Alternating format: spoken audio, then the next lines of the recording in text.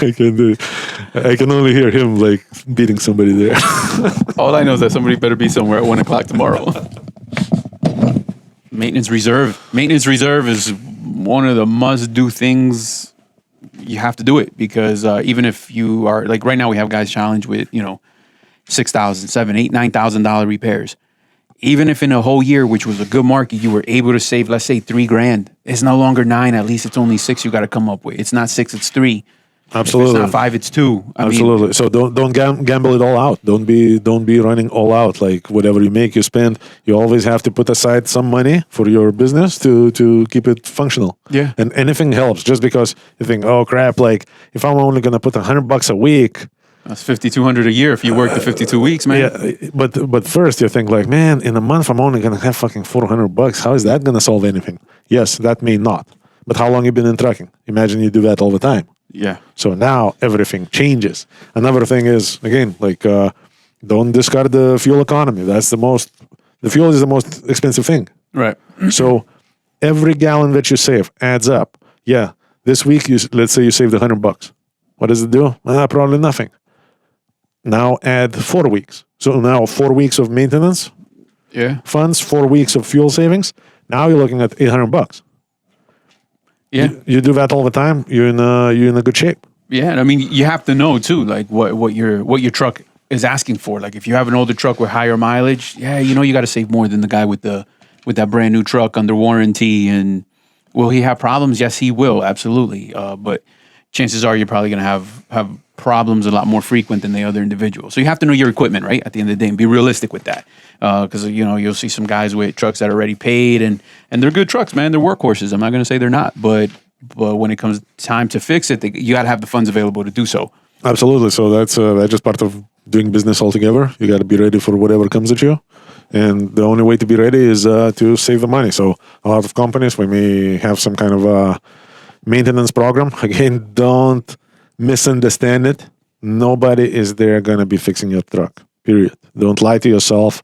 Don't lie to anybody else.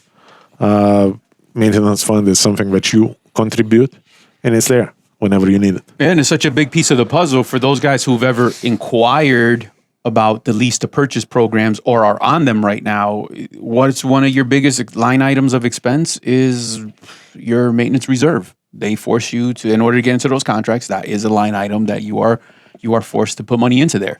And I think it's there for a good reason, probably, because a lot of times I see sometimes owner operators that do neglect their trucks. Mm-hmm.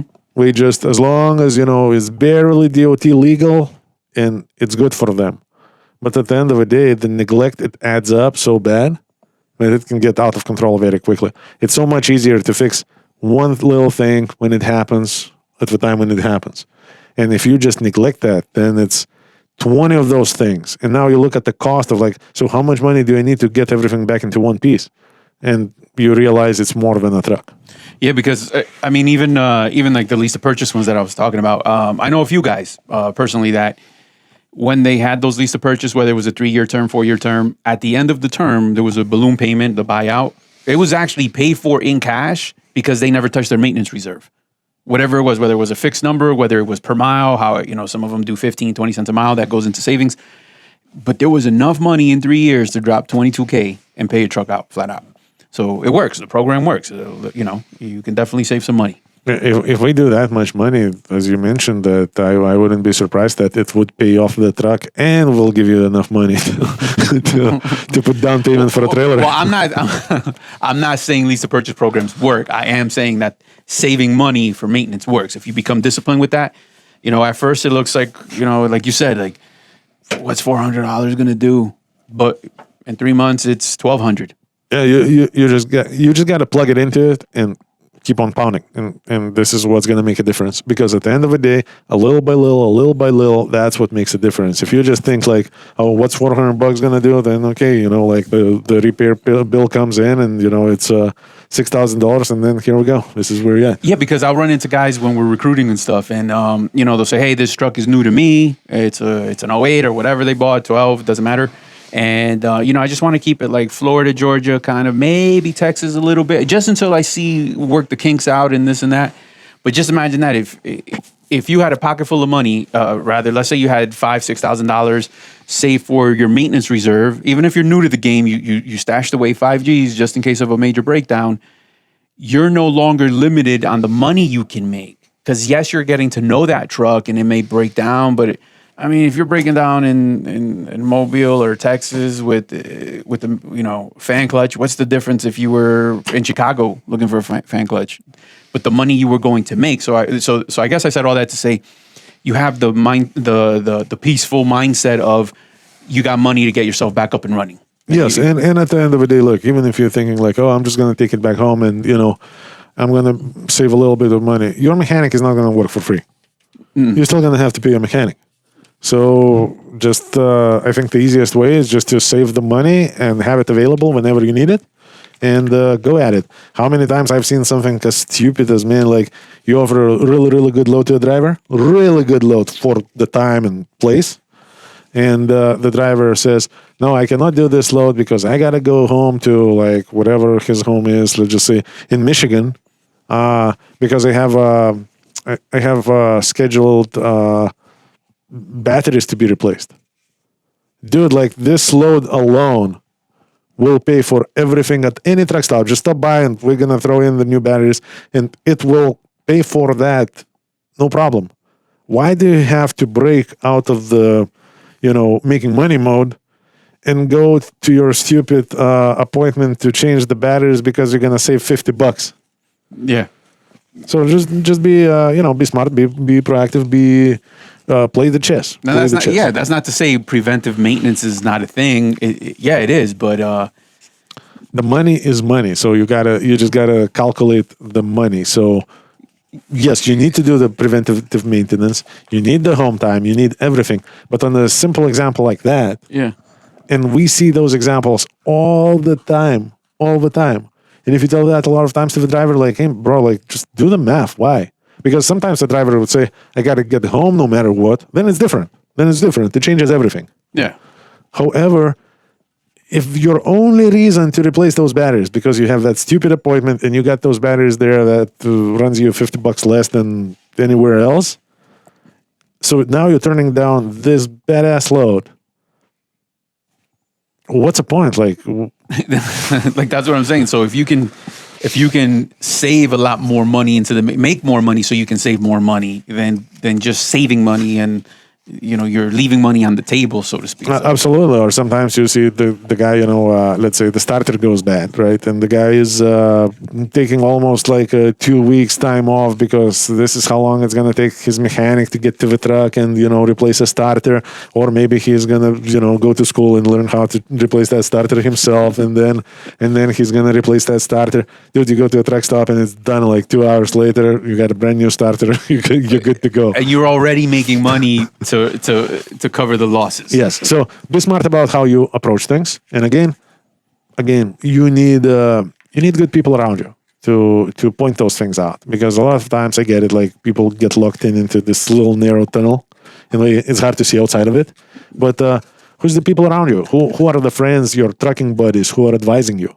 How are we doing? How's their business doing? Are we in good shape or not so good shape? Just because we have this, the bestest truck that's parked in the backyard somewhere, grown in the weeds and stuff, telling you all these crazy stories, like just discard it altogether.